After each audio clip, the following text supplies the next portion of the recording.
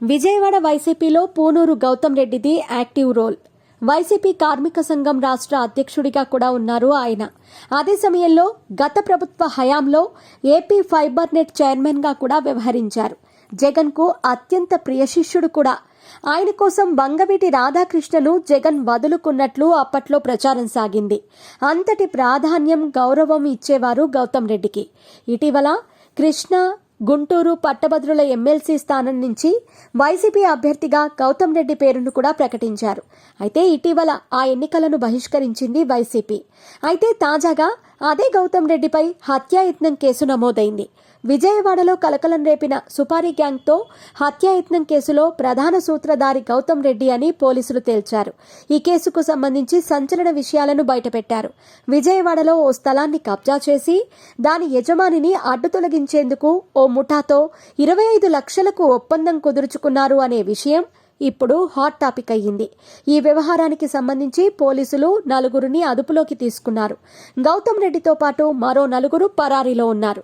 తాజాగా ఈ కేసుకు సంబంధించి వివరాలను Vijayawada city police commissioner SV Rajasekhar Babu వివరించారు. నిందితుల వివరాలను సైతం వెల్లడించారు. ఈ సందర్భంగా వైసీపీ నేత గౌతమ్ రెడ్డిపై ఉన్న కేసుల వివరాలను సైతం ప్రకటించారు. ఎన్టీఆర్ జిల్లా కమిషనరేట్ పరిధిలో వివిధ సెక్షన్ల కింద గౌతమ్ రెడ్డిపై 42 కేసులు ఉన్నట్టు తెలిపారు. 1988 నుంచి కేసులు నడుస్తున్నాయని, ఒక్క సత్యనారాయణపురం పోలీస్ స్టేషన్ పరిధిలో 23 కేసులు ఉన్నట్లు చెప్పారు సిపి. వాటిలో 2 హత్య, 2 హత్యాయత్నంతో పాటు దోపిడీ, చీటింగ్ వంటి తీవ్ర నేరాభియోగాలున్నాయని, కొట్లాట, దౌర్జన్యం వంటి కేసులు కూడా ఉన్నాయని తెలిపారు. తాజాగా ఈ సుపారీ హత్యకు సంబంధించి కేసు వివరాలు ఇలా ఉన్నాయి.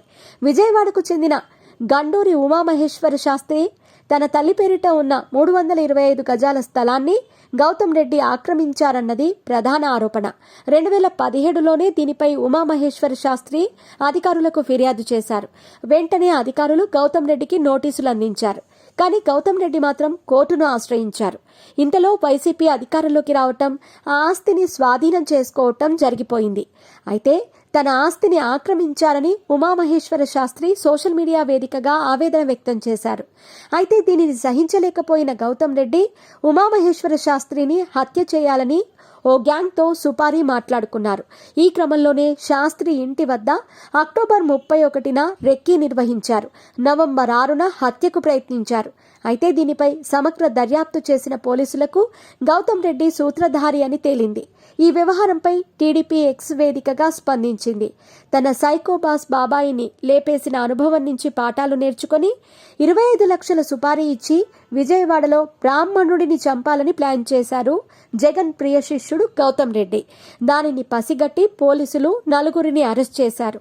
పరారీలో ఉన్న గౌతమ్ రెడ్డి కోసం పోలీసులు గాలిస్తున్నారు అని పోస్ట్ చేసింది. ఈ పోస్ట్ ఇప్పుడు విపరీతంగా వైరల్ అవుతోంది.